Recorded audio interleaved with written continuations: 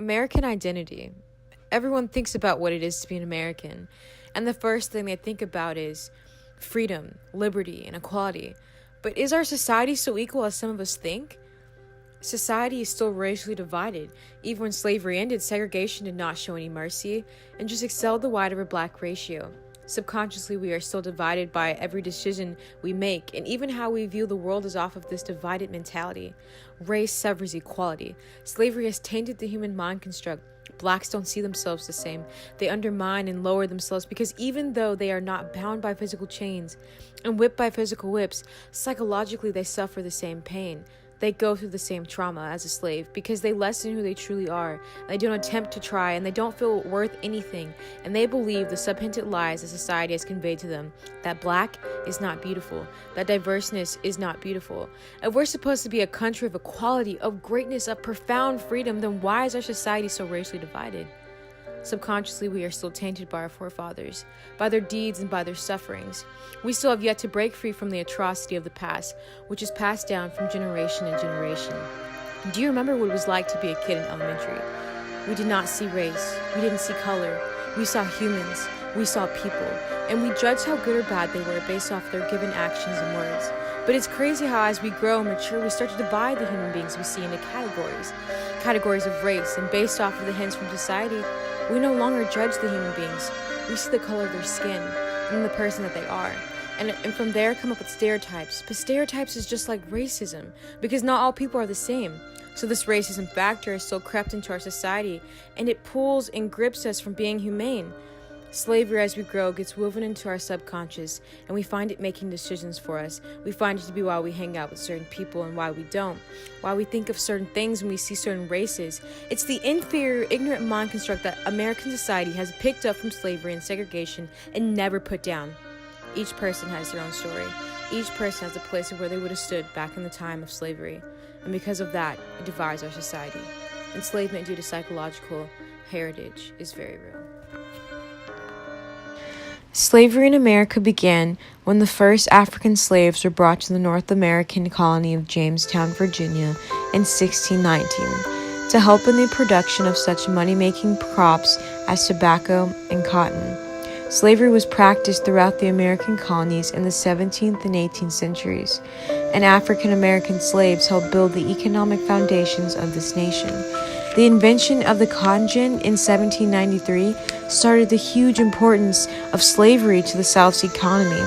By the mid-19th century, America's westward expansion, along with a growing abolition movement in the North, would provoke a great debate over slavery that would tear the nation apart in the bloody American Civil War. Though the Union won and freed the nation's 4 million slaves, the aftermath of slavery would continue to influence American history. The institution of slavery was brutal, harsh, and heartless. Whites had total command and control over the blacks. To the whites, slaves were mere property and assets under their control, and they treated them as such.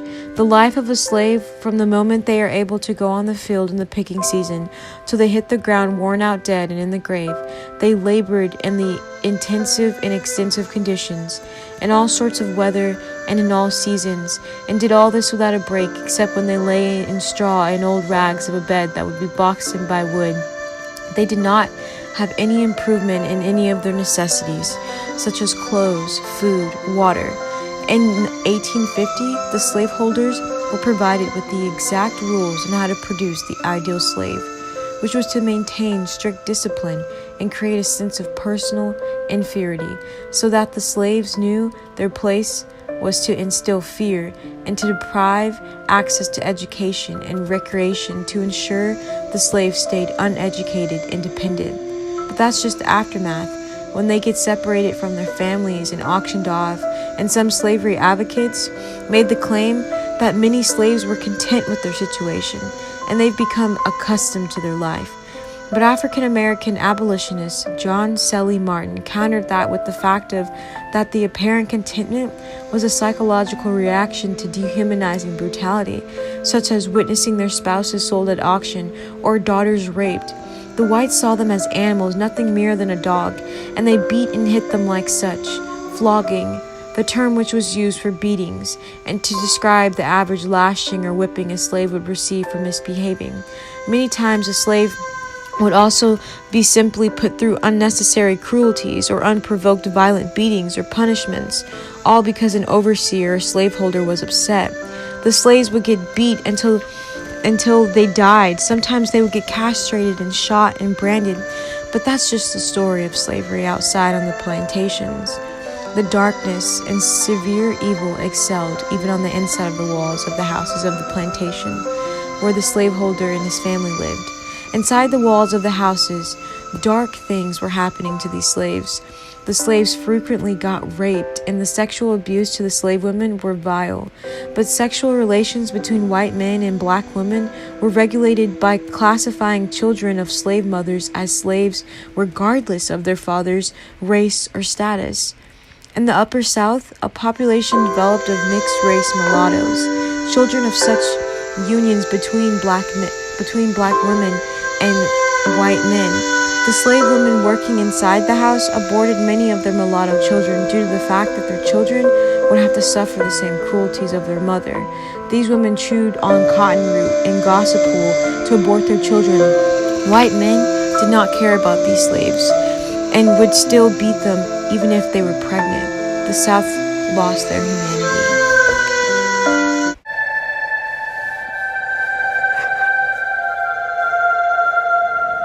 My name is Shanice Augustine. I'm 16 years old, and I'm African American. Hi, Shanique. How do you feel as a black woman in today's society? I feel like I have to work just a little bit harder for everything, because life as a woman is already hard, because we have to meet the standard to be equivalent to a man, or just not to be put down less. And I feel like with the African American portion, it's just we're always somewhat put down for something. So that's just extra oomph that I have to put in everything. Do you feel compared to others? Yeah, all the time. And why is that? My name is Hilliard Tisdale. I'm 16 years old and I'm black. Hi, Hilliard. How do you feel as a black man in today's society? I feel like that just because of my race doesn't mean I have to get lower income jobs, and that I can push myself beyond whatever I believe. And do you feel different compared to others? No. Why is that? Because I feel like people who can get good jobs, black people can also do the same if we just change our mindset and stop having negative energy towards each other. And do you think slavery transcends into today's Americans' thought process and the way they see life around them? Yes, because black people think because of their ancestors and what they went through, that pain just travels to them over time, and technically it does, but they didn't go what our ancestors went through in the pain and suffering. Do you think slavery...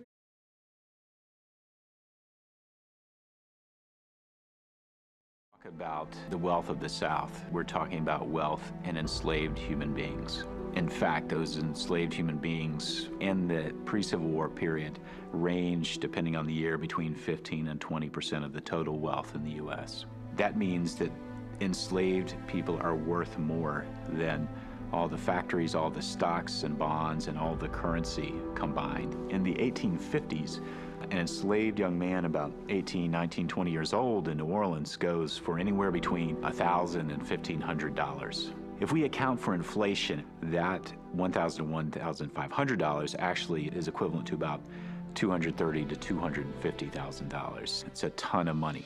And they are sold with no particular consideration to parentage. You can't tell me to leave my family. I ain't going nowhere for you. You understand me? There are very, very few cases where it disturbs the property relation. Men might acknowledge the biological tie, but they don't often recognize the kinship tie. Thank you. Your Chicken George has skill. As one gentleman to another, I'd like to buy the boy from you.